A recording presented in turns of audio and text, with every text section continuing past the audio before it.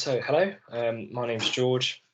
This is my presentation following my special study module in laparoscopic and robotic surgery. And I decided to do my presentation on energy devices in laparoscopic surgery. So this is something which particularly interested me. I was interested to see the many different types of devices that were being used in the procedures which I saw. So I thought I'd do a little bit more research and see the types of devices which are out there and available. So energy devices, in terms of their basic function, they supply energy in different forms to tissues to provide hemostasis during procedures. And there are a number of different types of energy delivery system. And the ones that I'm going to go through today are on screen now. So monopolar, bipolar, ultrasonic devices, advanced bipolar devices, combined devices. So ones which include advanced bipolar and ultrasonic typically, and then morcellating devices as well, or morcellators. So starting with monopolar, so just a brief description of what monopolar actually is. So with monopolar, the electrical energy is passed directly into the tissue. Then this energy passes out of the patient to a conductive pad, which is placed typically underneath the patient or on their leg, as you can see in this diagram, to complete the circuit. So high frequencies of current are used, and that means that the frequencies that are used by body systems in normal physiology, so for example in cardiac muscle or skeletal muscle, those frequencies are avoided, and that kind of prevents body physiology and normal physiological processes from being disrupted too much. The high frequency current, it causes a high frequency of oscillation of molecules, mostly water, within the body cells, and that causes an increase in temperature. And then depending on the temperature that the tissue reaches, it reacts in a different way. So at about 60 degrees centigrade, the tissue will typically fulgurate. 60 to 99 degrees centigrade, it will typically coagulate. Or at 100 degrees C, the tissue will vaporize, and that's how cutting can be achieved. So there are a range of monopolar devices available for laparoscopic use. Typically, they're used for precise dissection. There are a wide range of grasping forceps available, typically. So you can see in the picture there's a range produced by Malinka, loads of different designs to allow for surgical freedom of how dissection is carried out. To name a few, you have straight grasping forceps, fenestrated straight grasping forceps, rat tooth grasping forceps, the duckbill design, the Babcock design, as well as many others, as well as the intestinal grasping design that you can see on the far right of that Malinka range. So from what I've observed, with forceps, typically the monopolar is there for use if the surgeon needs it, but a lot of the time it's not required, and actually just the opening motion and blunt dissection is used to develop planes. But then again, the option to have monopolar is there. It can aid dissection and help with homeostasis if it's needed in particular situations. There are also a variety of designs of simple monopolar electrodes as well. So you can see also produced by Malinka is the L-hook electrode. So I saw this being used a lot, particularly for cholecystectomy, when you are developing the plane between the peritoneum and the underlying gallbladder. The hook is quite useful to kind of lift the peritoneum off the gallbladder, make sure it's visualized, and then turn on the monopolar to achieve cutting and vaporization of the tissue. Variety of different shapes are available. So there's of electrodes. So as well as the L hook, you have a J hook design, as you can see in the range produced by Purple Surgical. And there's also a spatula design available as well. In addition to forceps and simple electrodes, so single point instruments, monopolar scissors are available as well, but these are often given bipolar, as well as I'll explain a little bit later on. But monopolar devices are very useful, especially the L-hook electrode, as I mentioned. So moving on to bipolar. So in contrast to monopolar diathermy, the two electrodes of the circuit, instead of being an energy delivery point and then a conductive pad, the two electrodes are present on the tips of the instrument. So that means that the current passes directly between the two tips of the forceps. So this means that the energy delivery is more localized, and studies have shown that this is actually reduces inadvertent damage to surrounding tissue. So the energy delivery is more localized.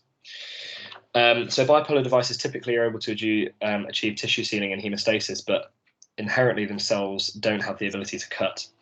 And I thought it was quite interesting to work out the mechanism of how they achieve coagulation. It's a process called coaptive coagulation. So the energy delivered to the tissue denatures the collagen and the elastin in vessel walls. And then as that denatured tissue is opposed under the pressure of the instrument, that seals the vessel. So I thought that was quite interesting.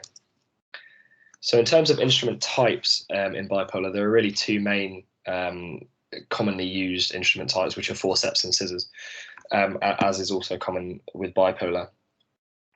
So similar to monopolar forceps, bipolar laparoscopic forceps are available in a variety of designs.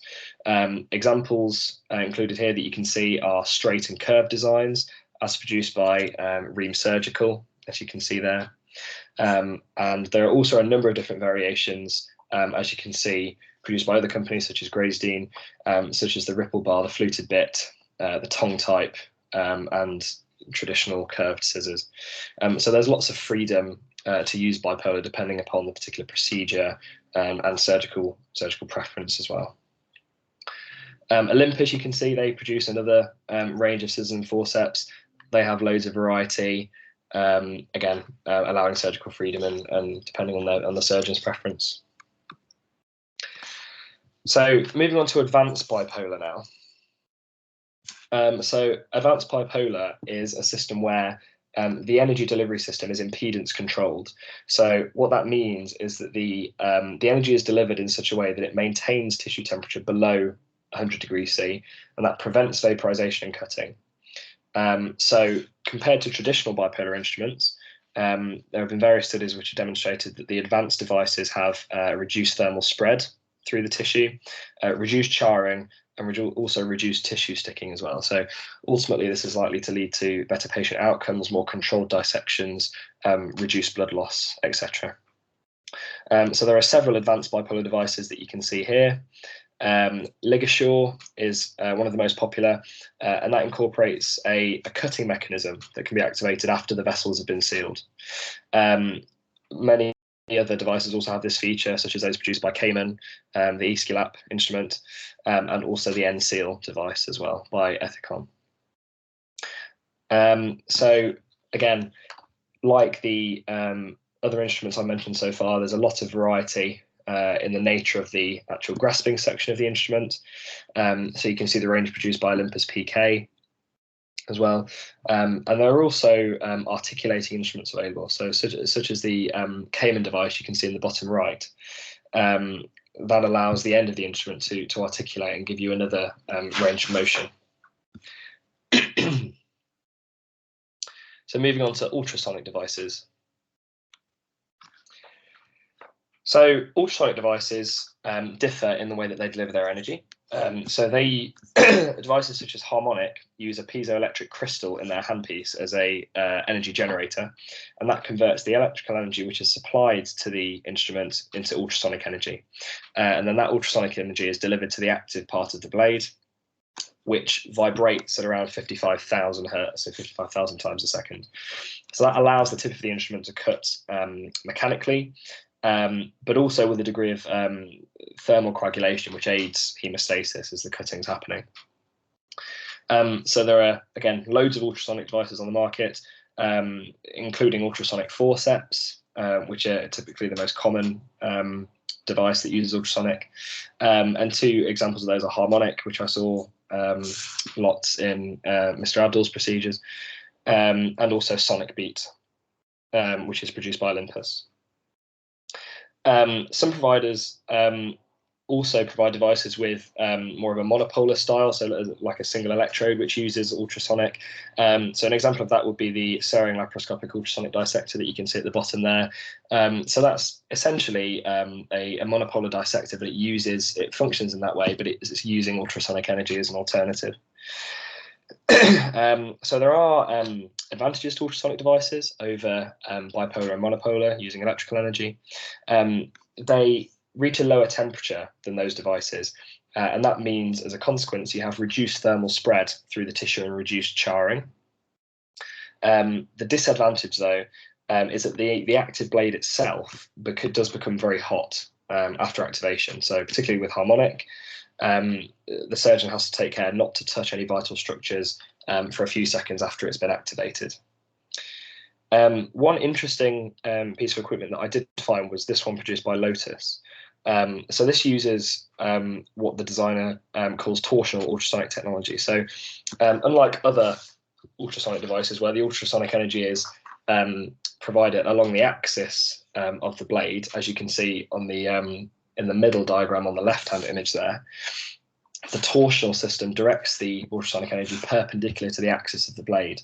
And according to the manufacturer, this reduces the risk of inadvertent tissue damage because they argue with excuse me, traditional ultrasonic devices such as harmonic and sonic beat, there is distal spread of ultrasonic energy distal to the active portion of the blade. So I thought that was quite interesting. I couldn't really find any hard evidence that backs up this technology leading to improved outcomes, reduced blood loss, etc., improved dissection, but I thought it was an interesting idea nonetheless. So we move on now to combined devices, and the main one on the market which I found was the Thunderbeat device, which is produced by Olympus.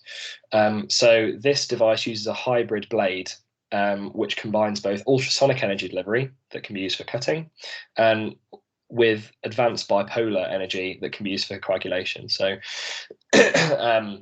it means that you don't need two different instruments for cutting and coagulation. It can be seamless. And you can see that there is potential with this device to reduce operative time and blood loss. And interestingly, there was a very small randomized controls trial with 30 patients looking at neck procedures such as laryngectomies and neck dissections. And they found that there was a significant difference with using Thunderbeat in terms of it enabled a reduced procedure time and a significantly reduced blood loss as well. It halved the blood loss according to this trial.